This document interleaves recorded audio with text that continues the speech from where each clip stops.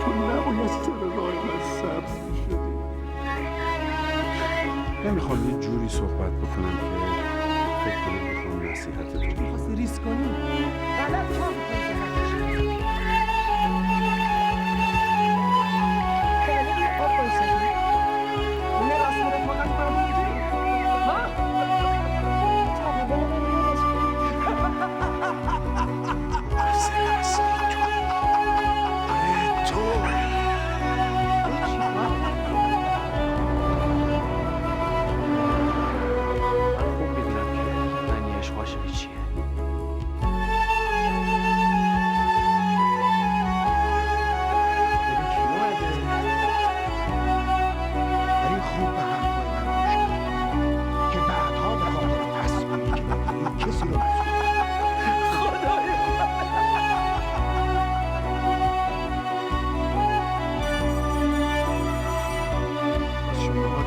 کردین تا آبروی منو ببرید. ما به این چی گفتین که اینجوری شده؟ آقا به خدا من حرفی بهشون نزدم. میدونی چیه؟ اصلا من میرم یه جای دور.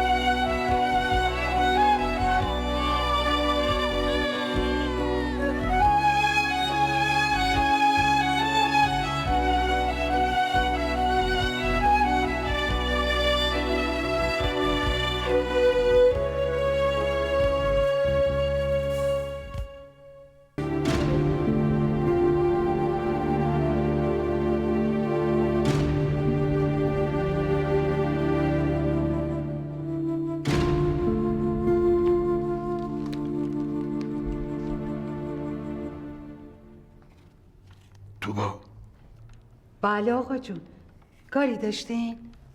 آسیه کجاست؟ آقا جون، براتون خورشت قیمه درست کردم. میدونم که خیلی دوست داری. فکر کردم بعد از مدت‌ها که دور هم جمع میشیم خیلی میچسبه. چرا سوال منو جواب نمیدیم؟ میگم آسیه کجاست؟ ناصر جان، مامان بریم بالا. برو دختر گلم بیا. بریم بالا بنویسیم. چی شده توبا؟ آسیه سالمه؟ چی شده؟ آقا جون. یعنی چی؟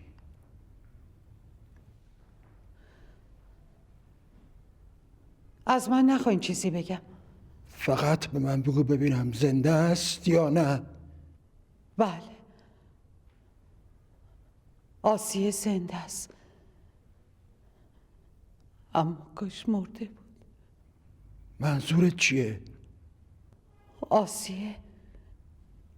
آسیه چی؟ ازدواج کرده. ازدواج کرده؟ با کی؟ با هوشنگ. با هوشنگ؟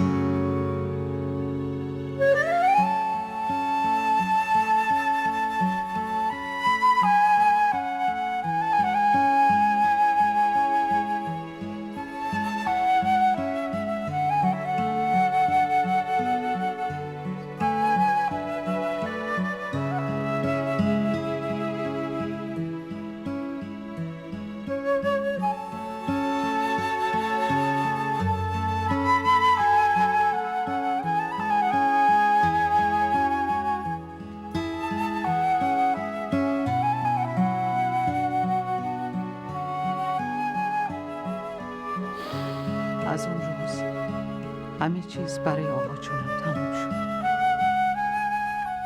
ازدواج هوشنگ و آسیه بزرگترین ضربه‌ای بود که میشد با آقا جون زد.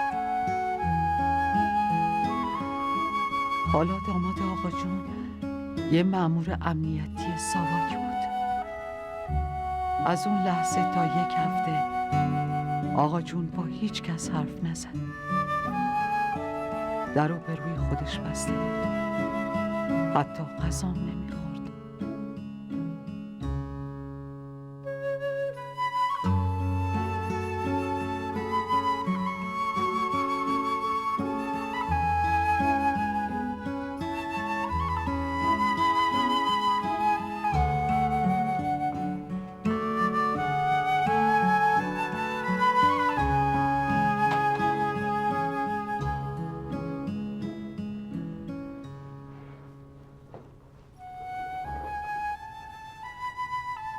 آقا جون،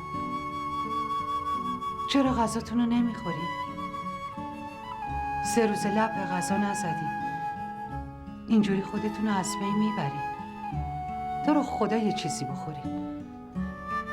چرا با خودتون اینطوری میکنیم؟ دیدی توبا؟ دیدی چجوری بی آبرو شدم؟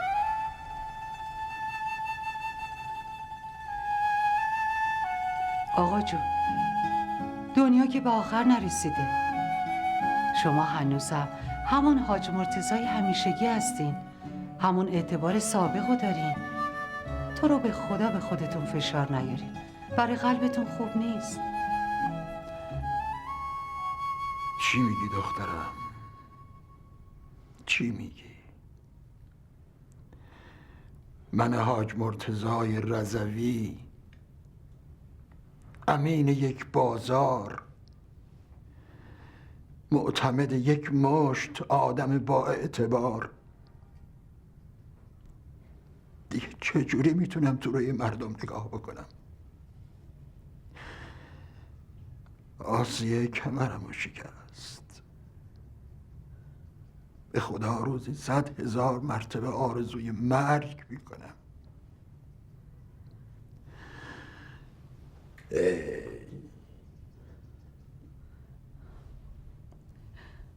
آقا جون، تو رو خدا خودتون اذیت نکنی.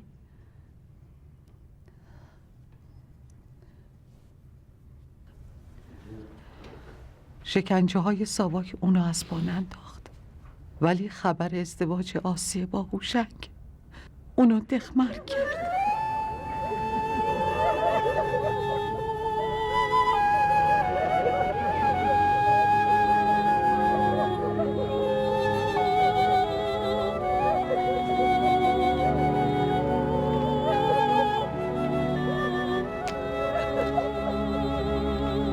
مراسم خاکسپاری آقا جون خیلی ساده برگزار شد. فامیل و دوستان دیر از مرگش باخبر شدن. آقا جون در غم و تنهایی دق کرد و ما رو تنها گذاشت.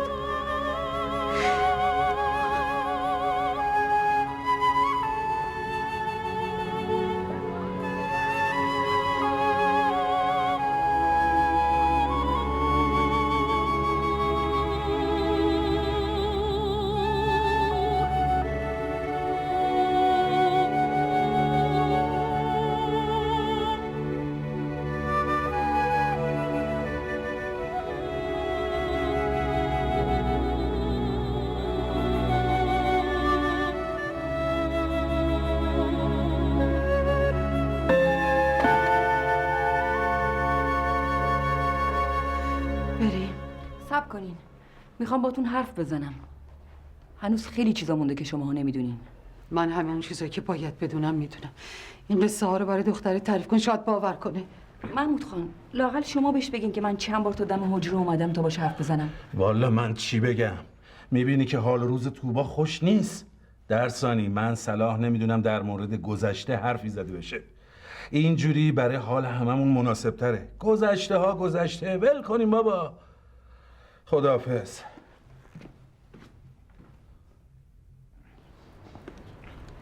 ببخش دخترم، دست خالی اومدم. به حساب این بسار که برای دیدن تو نیومدم. خداحافظ. خداحافظ شما. خداحافظ.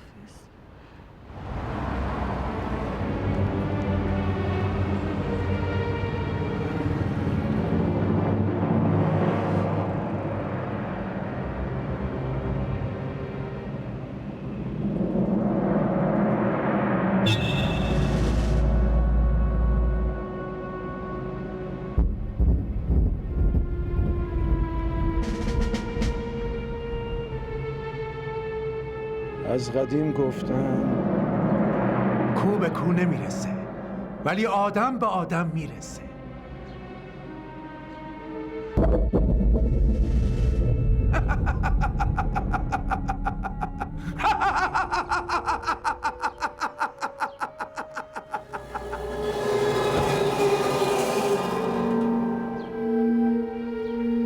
تو هم لیاقت نداشتی که من باج ناقد باشم. لیاقتت همون پسره پاپتی بود.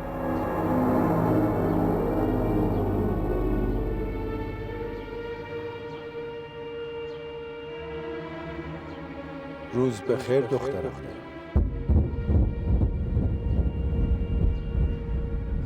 حرف بزن. حرف بزن پیر خرف. شن خانیت ولش کن محمود آقا.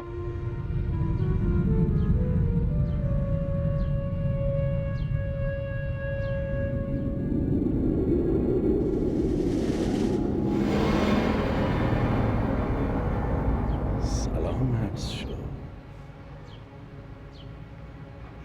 چیه؟ مثل اینکه انتظار دیدن منو نداشتین، نه؟ حال شما چطوره دخترم؟ چقدر شکسته شدی؟ شما هم همینطور محمود آقا. بیشتر از اونی که فکر میکردم پیر شدی. جوونیات بیشتر حرف میزدی محمود آقا. نکنه هنوز نخ نفرتت از تناب محبتت محکم‌تره. فکر نمی کردم دوباره ریخت تو ببینم. واقعا؟ خب شاید فراموش کردی که ما با هم دیگه باجناقیم. چه روزگارهایی داشتیم با هم دیگه باجناق. بعد جوری پشم پیلید ریخته. بله. روزگار دیگه. اما یه شیر پیرم همیشه یه شیره، حتی اگه دیگران نخوان. محمود بیا بریم. بریم. لعنت به شر شیطون که هر جا پات برسه اونجا رو میریزی به هم.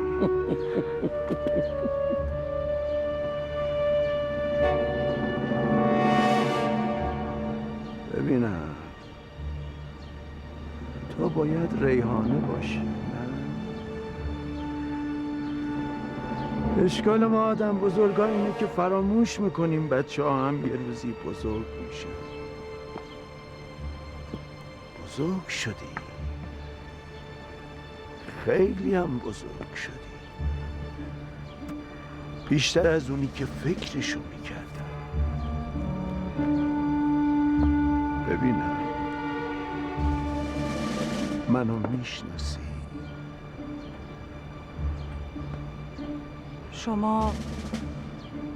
شما باید درسته، من هوشنگم، شوهر مادرت.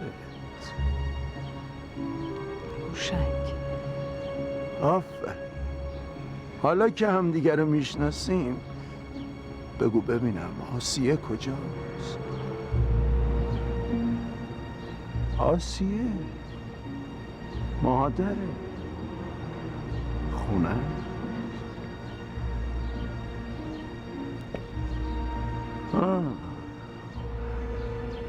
پس لطف کن این چمدون منم بیار.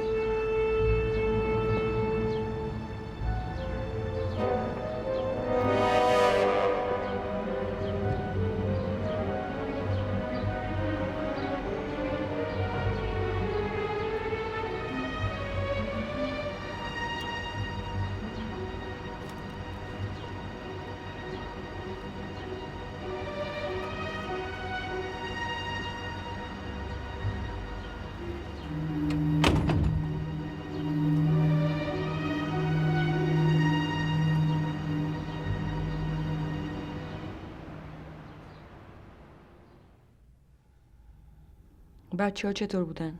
خوبه. فقط نگران تو بودی. کاش مریم هم میآوردی. مانی تنها میموند. بعدش هم نمیدونستم کجایی یا در چه وضعیتی هستی که بچه ها رو بیارم. از دختر توبا پرسیدم، گفت اومدی پیش ریحانه. ریحانه.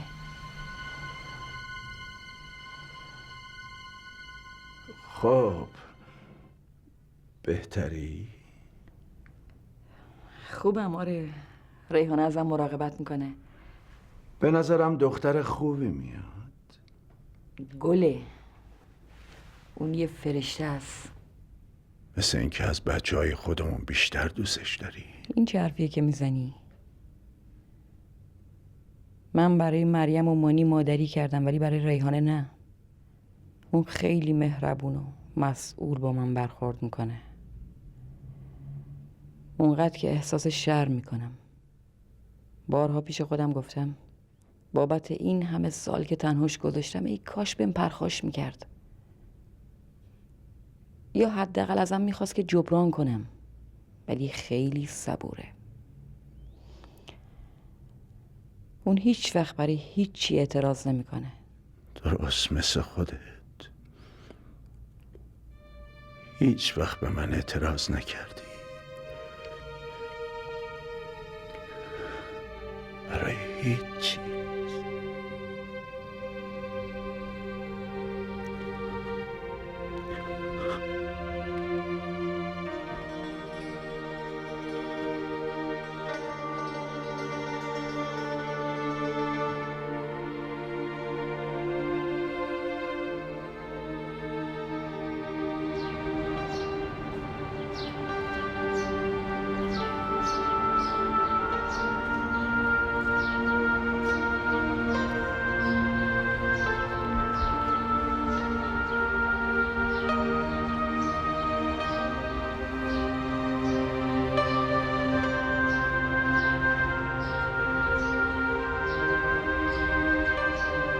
ریحانه. بله. چرا بیرون نشستی؟ الان میام. باور کن من بهش نگفتم که بیاد. ولی حالا که اومده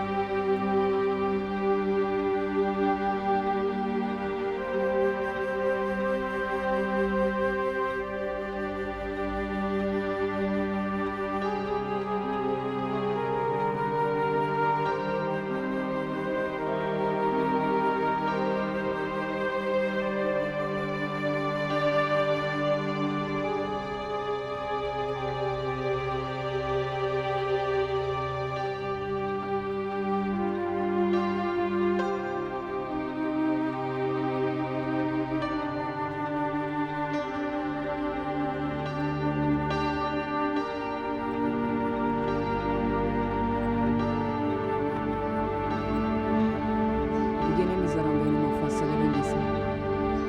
بهت قول میدم.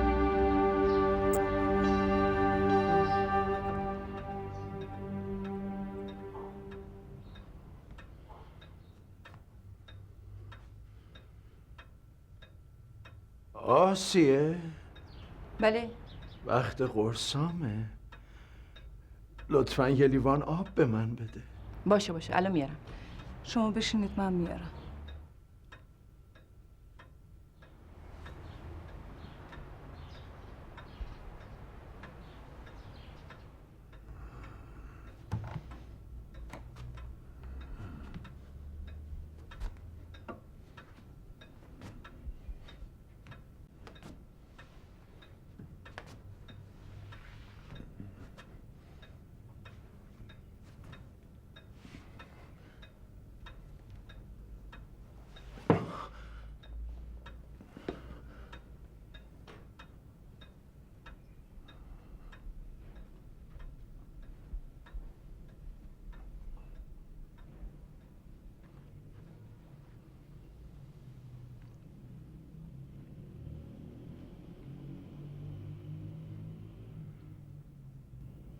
بگو.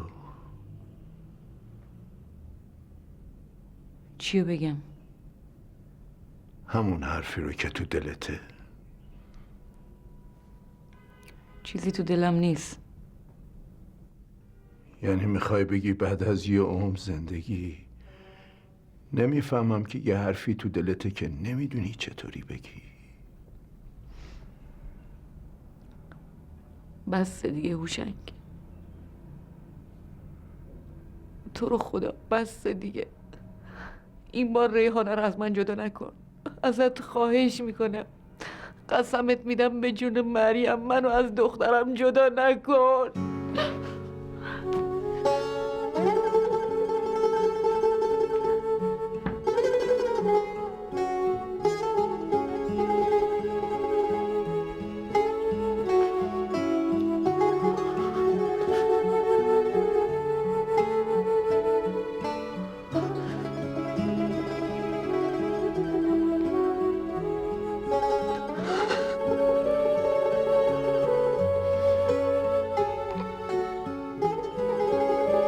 بفرمایید.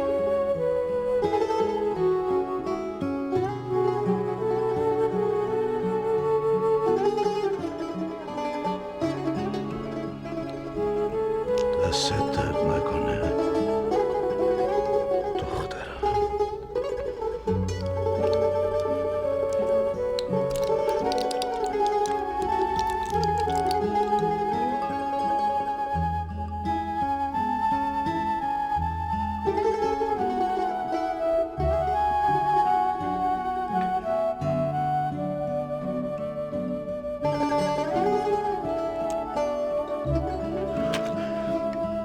کجا میتونم یه آبی به سر صورتم بزنم؟ دستشویی اون طرفه.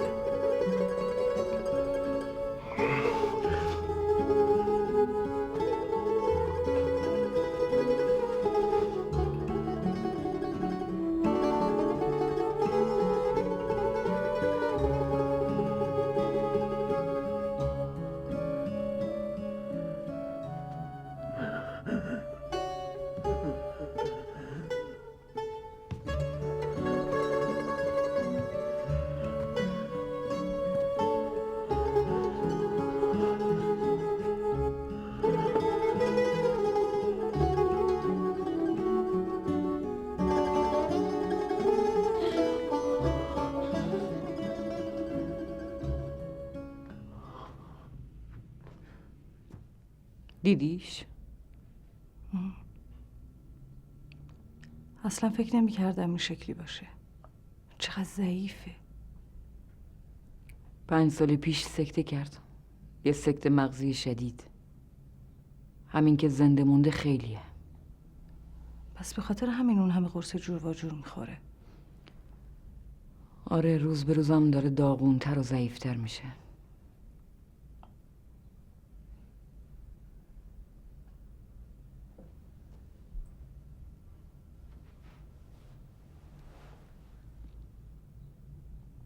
بپرس، هرچی تو دلته بپرس. اون مرد چی داشت که به خاطرش منو تنها گذاشته؟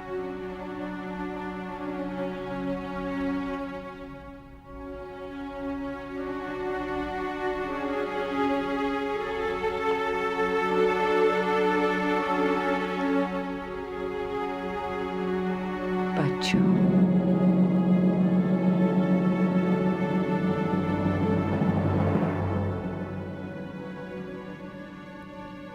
هوشنگ، خب خوشحالم که حالت خوبه. فکر میکنم که بهتره هرچه زودتر کارامون رو انجام بدیم و برگردیم پیش بچه ها. وقت اومدن مانی و مریم مدام اصرار میکردن که تو رو هرچه زودتر برگردونن. طاقت دوری تو رو ندارن دیگه. آخه تو هم هیچ وقت اینقدر طولانی ازشون جدا نشده بودی.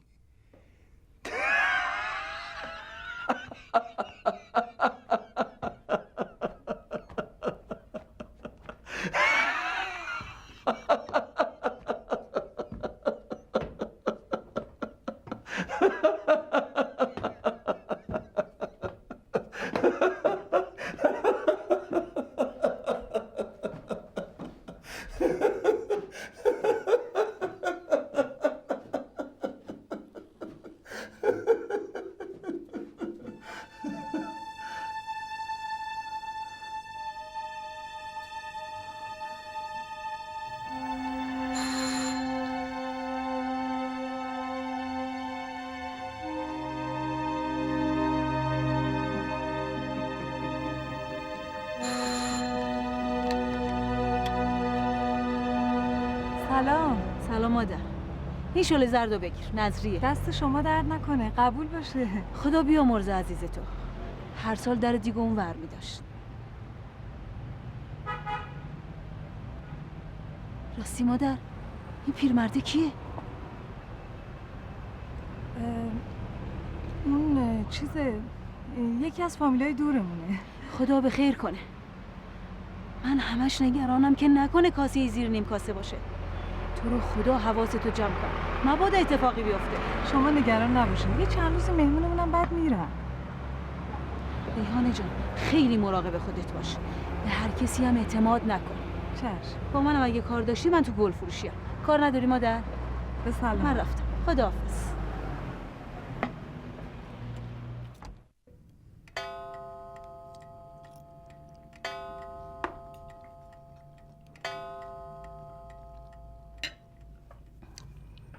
به به، عجب لذیذه. واقعا میگم عالیه، قربونت برم. مادرت هم جوونیاش آشپز خوبی بود. فقط جوونیام؟ هنوزم هستی خانم، هنوزم هستی. منتها اون روزا تازه دستپخت شما رو میخوردیم و برامون تازگی داشت. من همه سختی‌های دوران تبعید و فقط با غذاهای خوشمزه مادرت و محبتاش تحمل کردم. ولی حالا احساس میکنم که من برای مادرت فقط یه عادت شدم، نه اشتیاق.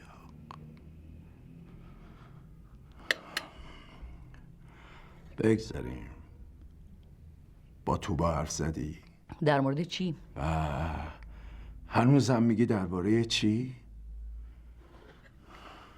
فکر میکردم که این دفعه هیچ اتفاقی نمیافته. تو هیچ موقع عوض نمیشی آسیه، هیچ موقع. تو هم عوض شدنی نیستی.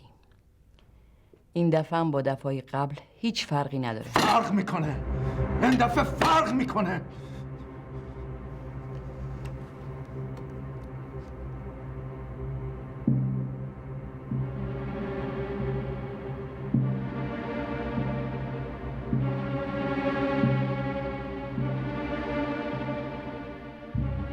دیگه فرصتی باقی نمونده آسیه.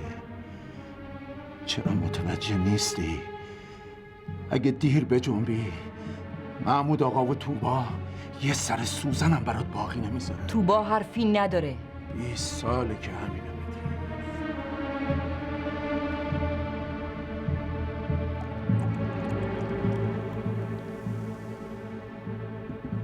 اگه توبا هم بخواد حاج محمود نمیذاره. تو همین سالا با سهم ارث تو پول رو پول گذاشتن و سودای کلون بردن. اگه توبا حرفی نداره پس چرا توی همه سال تکلیف تو رو روشن نکرده؟ همه ی هزینه بیمارستان و توبا و شوهرش دادن، میفهمی؟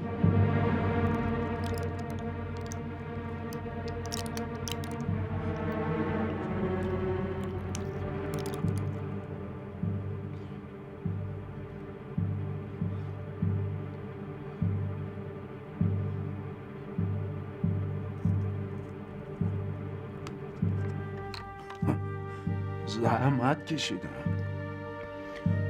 تو چقدر ساده ای زن. هرچی که داده در مقابل سهم ارث پدریت هیچه. میفهمی؟ تو سهم پدریت انقدر زیاده که میتونی همه اون بیمارستان با آدمای توش یه جا بخری. اون وقت تو دلتو خوش کردی به چندرقاس حسابای بیمارستان. واقعا واقعا که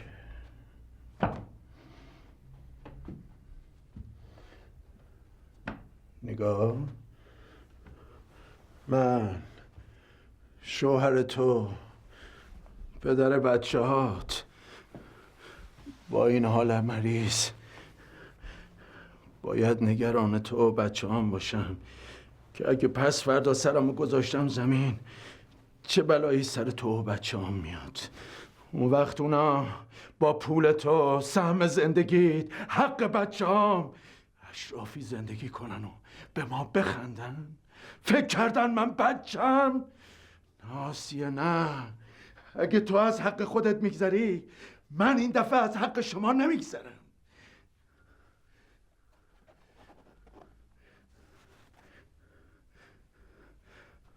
من این دفعه اومدم تکلیفمو یه سره کنم. پس واسه همین اون عجوز پری بندری رو فرستادی سر وقت اونا؟ درسته، چون ازشون آتو دارم. درسته.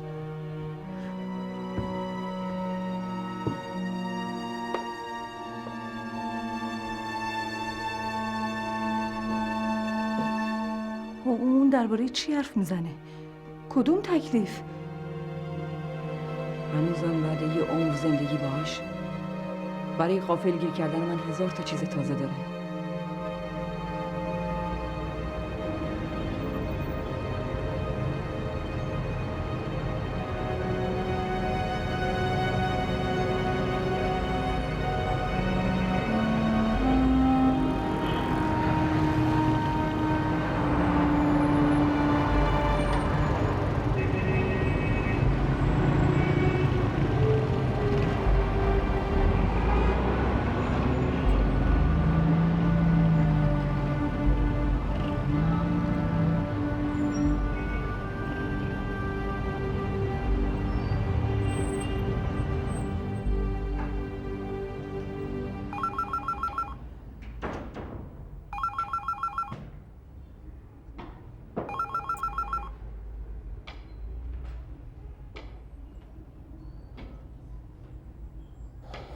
سلام علیکم.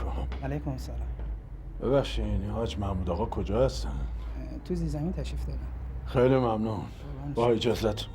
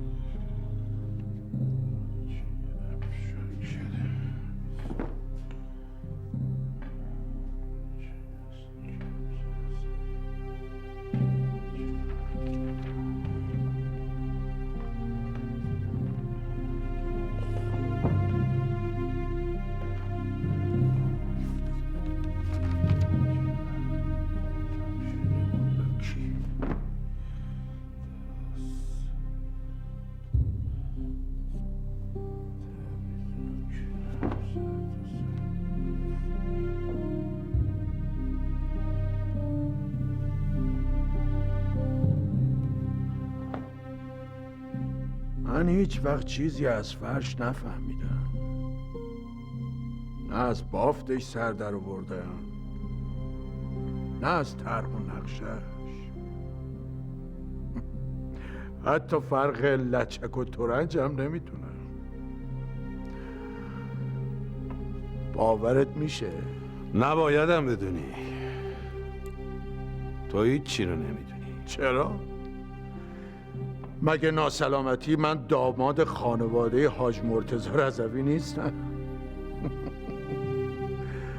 راستی حاجی خدا بیامرزه که یادت میاد. خجالت بکش هوشنگ. چوب به نعش مرده نمیزنن، کراهت داره. من که حرفی نزدم، فقط پرسیدم شوهر عمه نازنین منو یادت میاد یا نه؟ پدر زن تو میگم، همونی که پادوش بودی. ما هنوزم پادویی. ما نون بازومونو میخوریم، نه نون زبونمونو. بگذاریم. حالا اومدی اینجا این چرندیاتو میگی که کی؟ میگم خودمونی ما.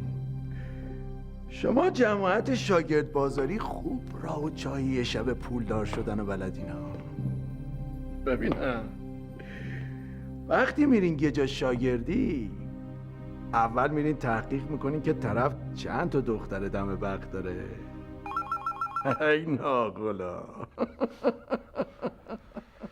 کافر همه را به کیش خود پندارد. چیه؟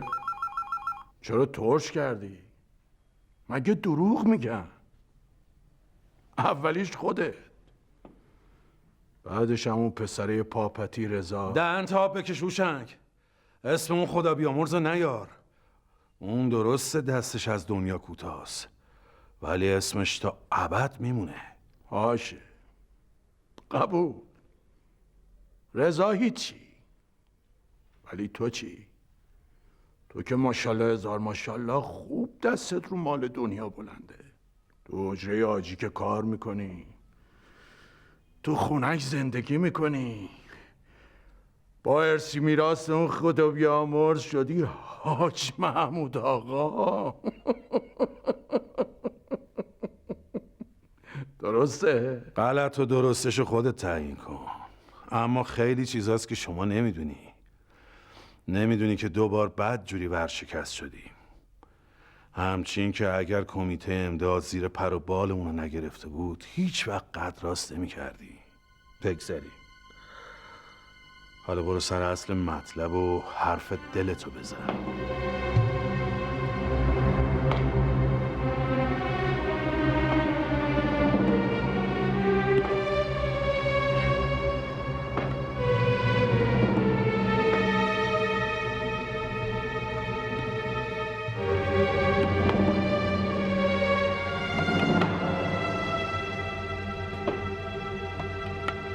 اومدم سهم زنمو بگیرم. تا قرون آخرشم نگیرم دست بردار نیستم.